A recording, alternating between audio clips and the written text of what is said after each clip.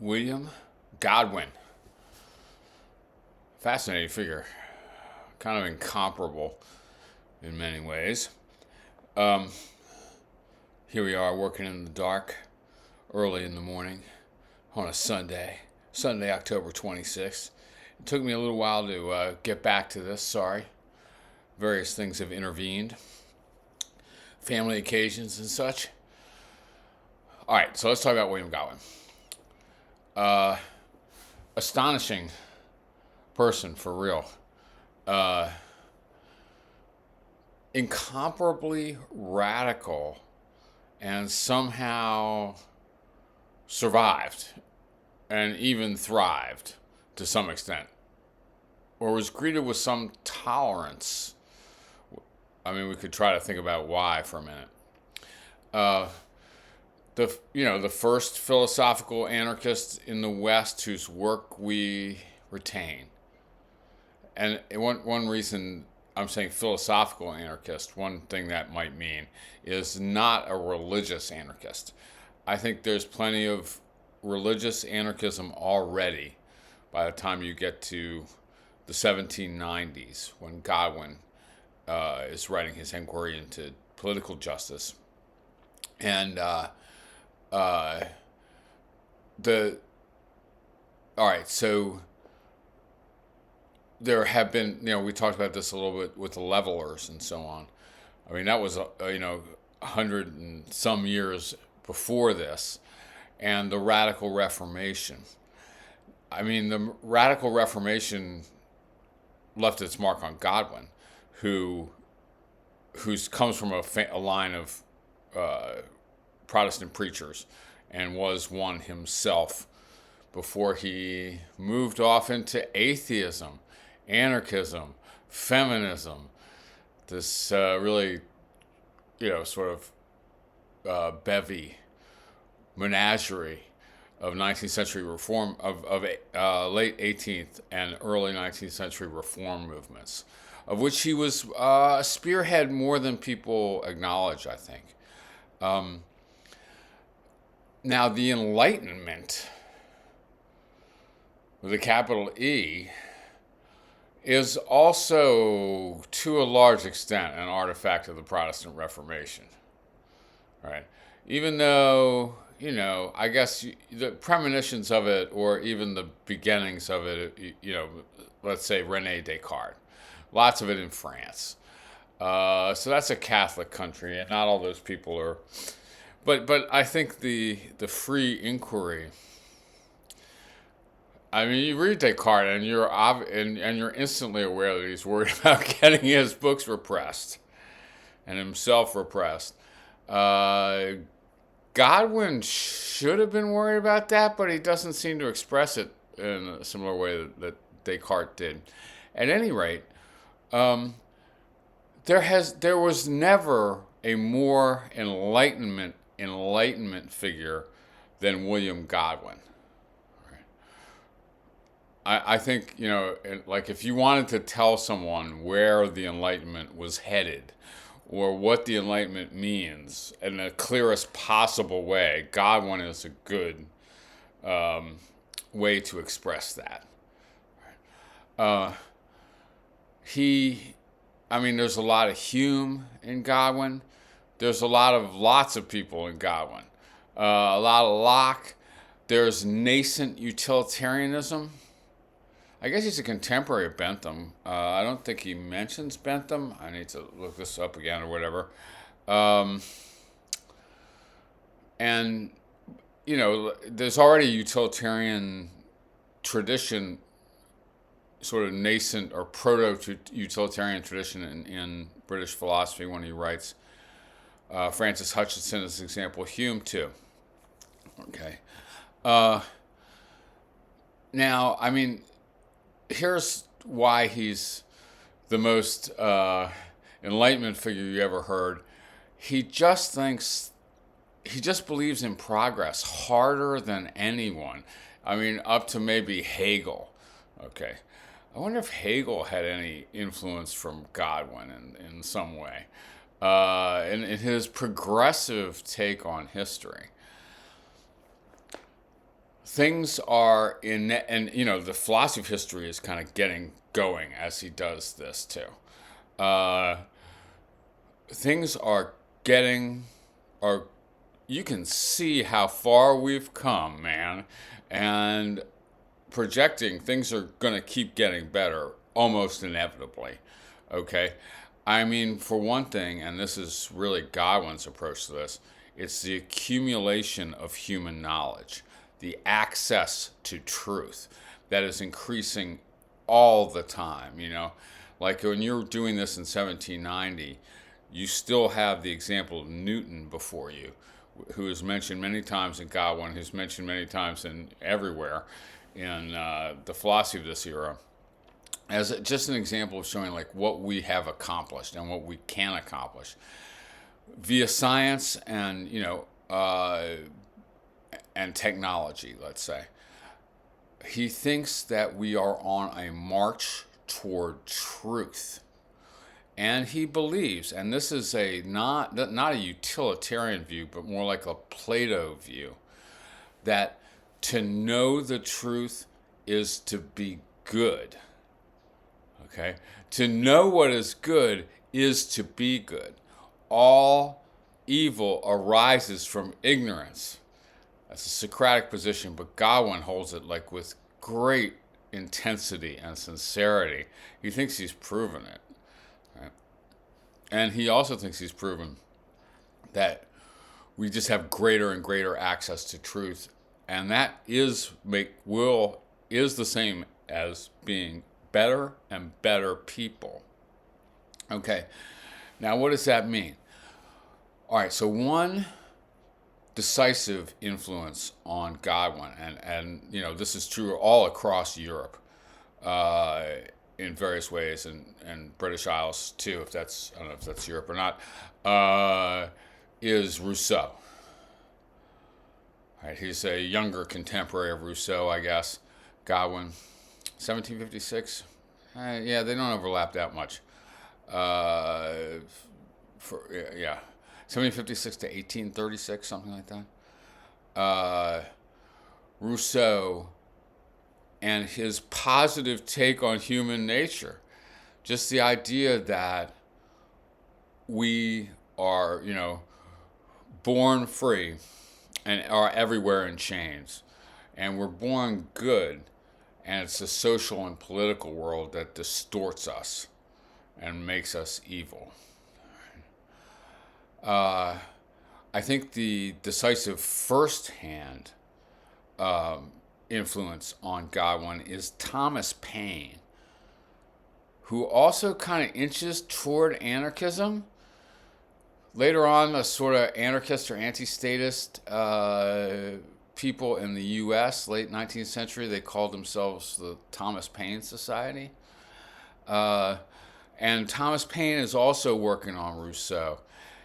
Thomas Paine and William Godwin knew each other.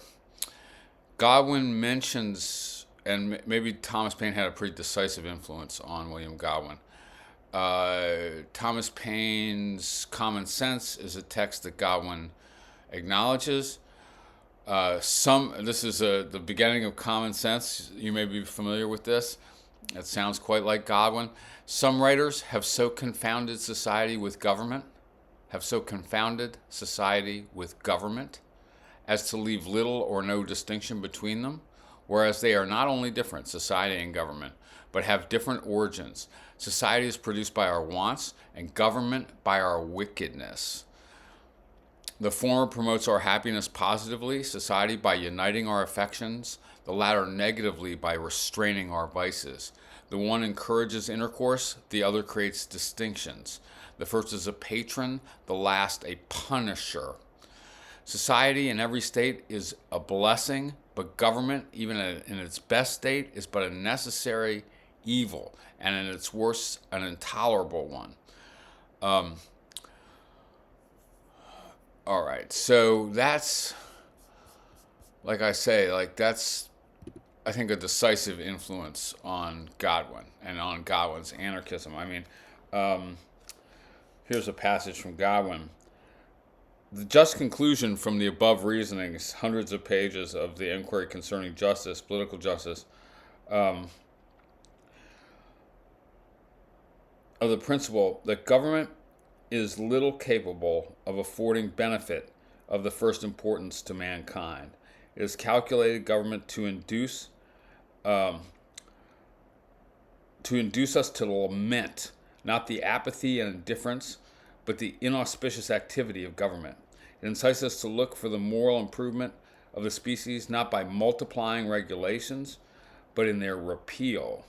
It teaches us that truth and virtue, like commerce, will then flourish most when least subjected to the mistaken guardianship of authority and laws. Okay, so, it's whether Godwin is exactly an anarchist, we could talk about it, and it might depend partly on which edition of this book you're reading and stuff.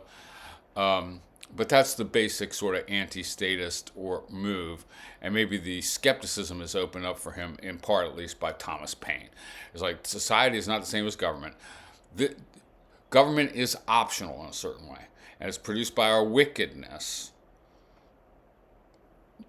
It might occur to you from that I wonder if we could just eliminate it, and I wonder if we'd be better off if we did, and that's Godwin's progress.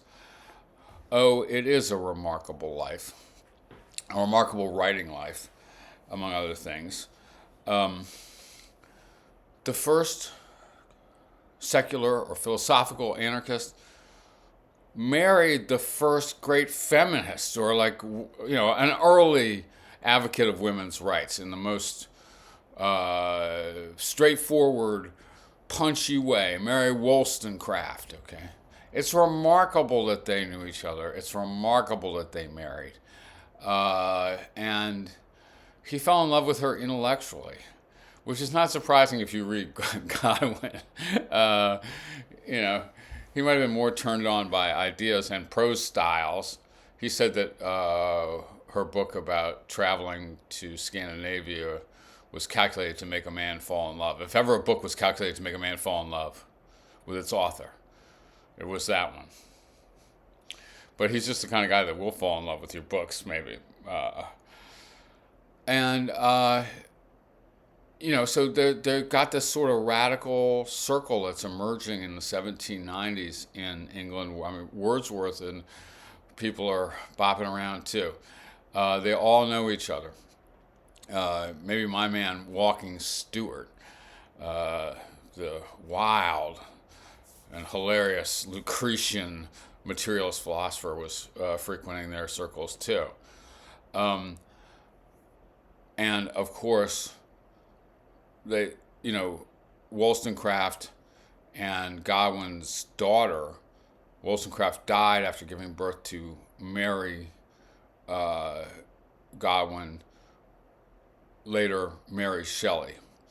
And this little radical circle of, proto-romantics, early romantics in London gives rise to the wild romantic bohemia, directly gives rise to the wild romantic bohemia of the next generation, including Percy Shelley, who was some kind of radical and some kind of anarchist, perhaps, as well as a beautiful poet, and Mary Shelley, the author of Frankenstein, and Godwin's stepdaughter, Claire Claremont, was impregnated by Lord Byron, and all of them are in some kind of polyamorous situation, man. So, like I say, these are just this is a set of the most radical things you ever saw. In a way, it's opened up by Godwin's optimism. Just be totally free. Just really do what you want and become who you are, and things will go better. Okay? Well, maybe Byron's and,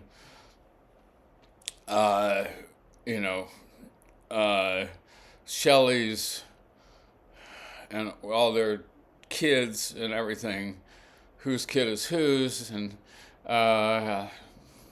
might have caused Godwin to worry about these conclusions, but the romantics, the crazy bohemian romantics seem to emerge pretty straight out of Godwin.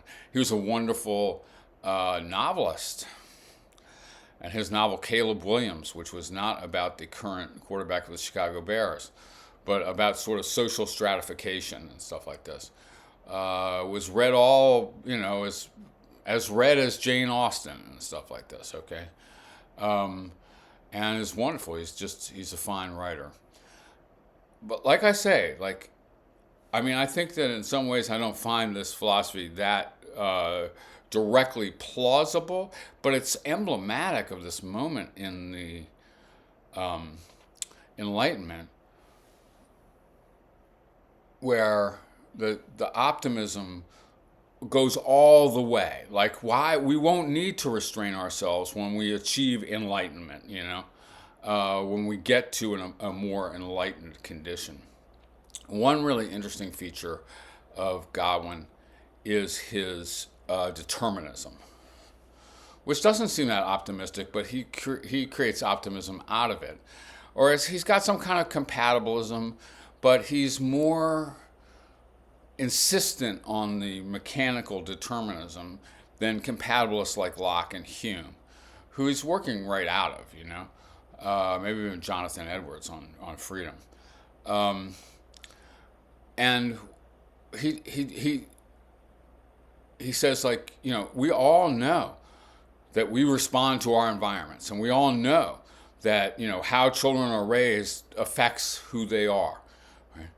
So let's just assume that everything we do, or let's just stipulate everything we do, is fully explained by previous things that have happened, given the laws of the universe. Let's be determinists.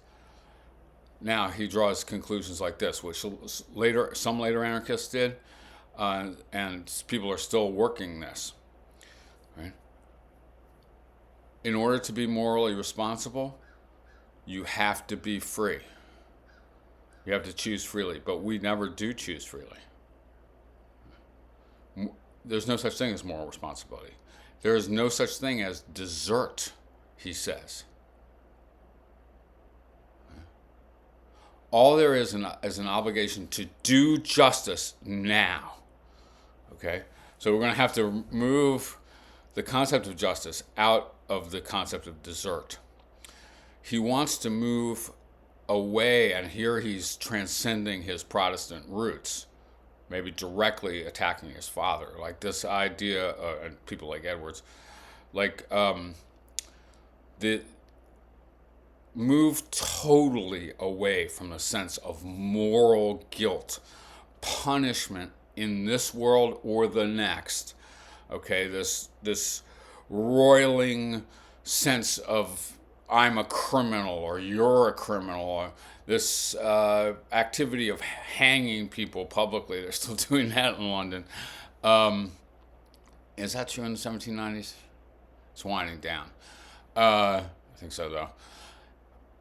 And what would the world look like if we thought about that differently? If we took moral desert and responsibility out of the picture and just try to treat each other with the maximum justice and kindness that we can muster, not because people deserve it or not, but no matter what, and no matter to whom, to give the most justice and the most love we can. That's our William Godwin. One thing that's pretty interesting, I think, about anarchism is that, it essays radicals' answers to many questions, but it really essays radical answers to questions of criminal justice and punishment and incarceration and stuff like this, okay? And maybe you won't find this plausible, or maybe, defund the police didn't work as a political strategy for the Democratic Party or something like this, okay?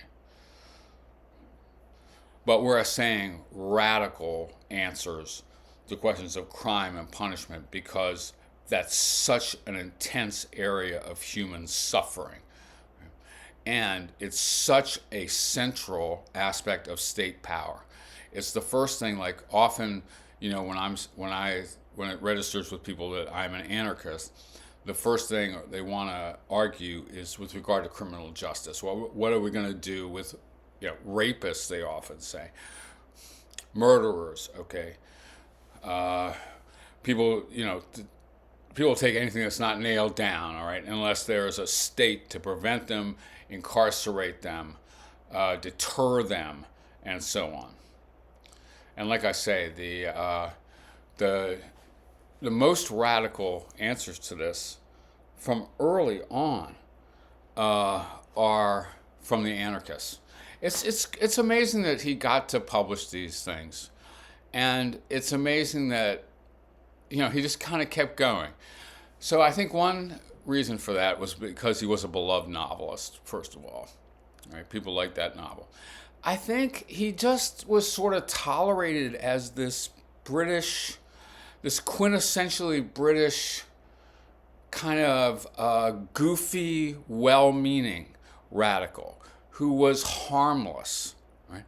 Even though he's basically arguing, it's like he and Edmund Burke represent the pro and anti-French Revolution factions in England, and as that debate rages in England in the 1790s, starting in '89, of course. All right. How he doesn't, he just seems to be a beloved, tolerated eccentric for whatever reason, and he rolls through. I mean, unlike even Wollstonecraft or Mary Shelley or Percy Shelley, like these were people who are, Byron, these people that everyone thought were problematic, even if they were wild celebrities too. But Godwin is a profoundly radical figure, saying shit that no one really could publicly advocate before him, and he manages to get away with it. He's atheist, for God's sakes. Right? He's a feminist. He argues that marriage as it exists now is a form of slavery, a form of ownership in people, and it should be prohibited. Okay, it should end. Marriage should end. It's amazing these are things that he was able to advocate. However he slid through, this is one reason why he's our fundamental figure in a certain way in anarchism, because he's like the first philosophical anarchist whose works got published, and etc. But anyway, on the criminal justice thing. Okay, so here, like if you're teaching your criminal justice thing in your ethics class, you say like there's two possible justifications. One is, deterrence. We criminally punish people to deter other people or even themselves from doing that kind of thing. And I mean, the other being a retributivist justification in terms of desert. Well, Godwin, by the time he gets to this stuff about criminal justice and punishment, he certainly thinks he's gotten rid of the desert thing. He just gave, basically short book length arguments to the effect that there is no such thing as free will, and so there's no such thing as responsibility, so there's no such thing as desert. All right. It's going to be a big relief for us all, he indicates. But what about deterrence, or both of them? Okay, so he gives us, his arguments against deterrence are extremely compelling and unfamiliar too. Like, I didn't remember seeing this in my own ethics class in the 70s or whatever. The last object which coercion proposes is example. He's arguing against coercion and against coercive government. That is, against government, against the state. Although pro-government, in the sense that we need lots of organization and it can be voluntary. It needs to be voluntary. So the last object, the last justification for punishment, for coercion, for the necessity of coercion, is example. That is, deterrence. Had legislators confined their views to reformation and restraint, their exertions of power, though mistaken, would have borne the stamp of humanity. So the reason, if we're justifying punishment in terms of reforming the person we're punishing and restraining him from doing it wrong, those things he thinks he's disposed of. Like those don't actually work. But at least that's a human argument, right? Like it's a humane justification. They fail though. Right? But the moment vengeance presented itself as a stimulus on the one side, that is retribution, vengeance on the one side, or the exhibition of a terrible example on the other, no barbarity was then thought too great. Okay, so the more ingenious cruelty was busied to find new means of torturing the victim or of rendering the spectacle impressive and horrible. So the deterrence thing justifies like public displays of cruelty. That's what's most deterring, probably. And he says, deterrence uses the person who you're punishing as a means to control other people. And that's, in this Kantian vein, he doesn't mention Kant that I recall in this book. I just kind of reread it. Using punishment for deterrence, first of all, you motivate untold cruelties.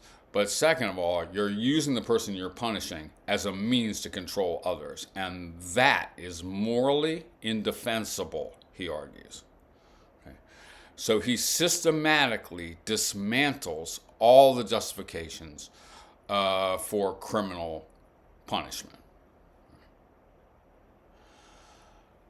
Yeah, and then, I guess the overall structure of the argument in Enquiry Concerning Justice toward anarchism is there are three forms of government. This is straight out of Aristotle's Politics. Monarchy, where one person rules, aristocracy, where a few people rule, and democracy, where the people rule. He displays the absurdity of monarchy and aristocracy. He's doing this in England in the late 18th century, although it's post-revolutionary England, of course. Just the absurdity and the insane drawbacks and the completely unjustifiable nature of monarchy and aristocracy. And then he moves towards some kind of radical version of democracy. And that's what he's doing in these passages. Democracy, rule by the people without coercion. He doesn't describe his own position as anarchy, although he experiments with that word. And he keeps saying things like anarchy it's not what we want because it's chaos, but it's probably better than a political state. At any rate, that's our man, William Godwin. I think he inspires all kinds of people, including directly and indirectly probably Josiah Warren, who might be the next person we'll talk about. We should talk about Fanny Wright and other kind of radical British reformers and moving toward American individualist anarchists. And also, so Warren and Pierre-Joseph Proudhon, I think, will be the next two.